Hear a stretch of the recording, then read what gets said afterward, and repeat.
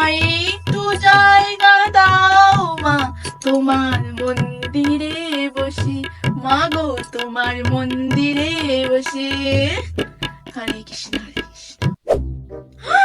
এ কি অনাসৃষ্টি বৌমা, বলছি লক্ষ্মীনারায়ণের ভোগটা কোথায়? হে ভগবান, এবার আমি কি করবো শুনি? তোমাকে বারবার করে বলেছিলাম লক্ষ্মীনারায়ণের ভোগটা যেন সময় মতো পৌঁছে যায়।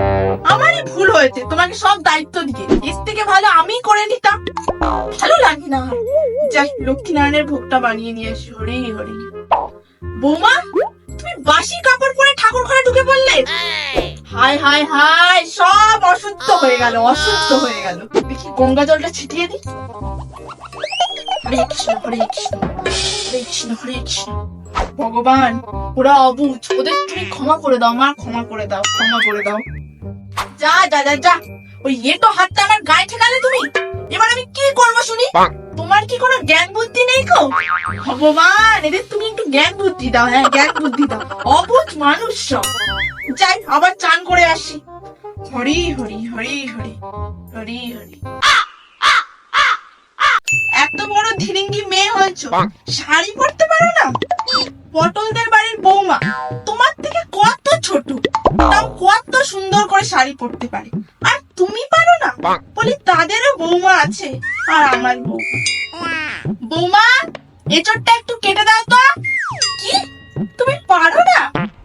পাশের বাড়ির পল্টুদের বৌমা সব কাটতে পারে, এঁচড় থেকে শুরু করে চিংড়ি মাছ থেকে তুমি যা কেটে দিতে বলবে সব কাটতে পারে। তাই বলি তাদেরও বৌমা আছে, আর আমার বৌমা। বৌমা, এক কাপ চা দিয়ে দাও তো। ছি ছি ছি, কি চা বানিয়েছে এটা? হ্যাঁ, কি বিশ্রী হয়েছে।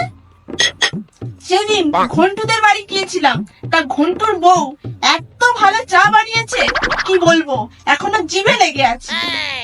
তাই বলি ওদেরও বৌমা আছে, আর আমার বৌমা। কি গো বৌমা, কটা বাজে? হ্যাঁ, এখনো ওঠার সময় হয়নি? সারা বিশ্বের লোক ঘুম থেকে উঠে গেল, এখনো মহারানীর ঘুম ভাঙেনি। বলি এটা কি তোমার বাপের বাড়ি পেয়েছো? হ্যাঁ, এটা তোমার শ্বশুর ঘর। এখানে কেউ 10টা পর্যন্ত ঘুমায় না। হ্যাঁ, কিছু তো শিখিয়ে পাঠাইনি বাপের বাড়ি। বলি মাছ টাছ কিছু কাটতে পারো না? সেটাও পারো না। পারো না?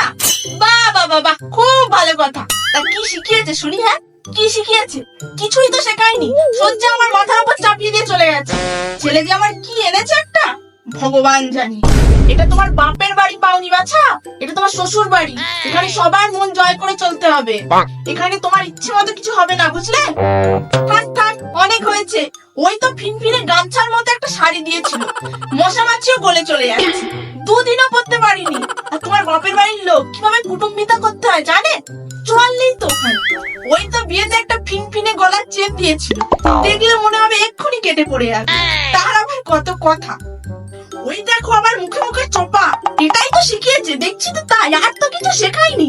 বড়দের মুখে মুখে শুধু তর্ক করতে শিখিয়েছে। হ্যাঁ, এটা তোমার বাপের বাড়ি নয় বাছা, এটা তোমার শ্বশুর বাড়ি। হ্যাঁ, সারা দিন রাত শুধু আমাকেই খেটে যেতে হবে। বাড়িতে তো আর কেউ তো কাজ করার তো লোক নেই, সব সময় আমাকেই কাজ করতে হবে। কেন, আমি কি চাকর নাকি এই বাড়ি? হ্যাঁ, তো সার্ফের গন্ধ। বৌমা, এদিকে একটু শোনো তো, জামা কাপড় থেকে এত সার্ফের গন্ধ বেরোচ্ছে কেন? কত সার্ফ দিয়েছো না জানি? হ্যাঁ, ওই বই করে বলেছি যে 1 চিমটি সাবান গুঁড়ো দেবে। হ্যাঁ, কিন্তু কে কার কথা শোনে? এ তো দেখছি আমাকে একদিনে ভিখারি করে ছেড়ে দেবে। বৌমা, স্নান করতে যাচ্ছ?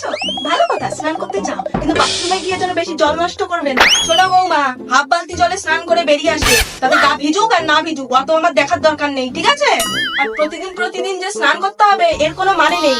একটু জল বাঁচাতে শেখো, ঠিক আছে? নাহলে 2 দিন পরে গিয়ে রাস্তায় বসে থাকতে হবে। বৌমা, তরকারিতে এত তেল কেন?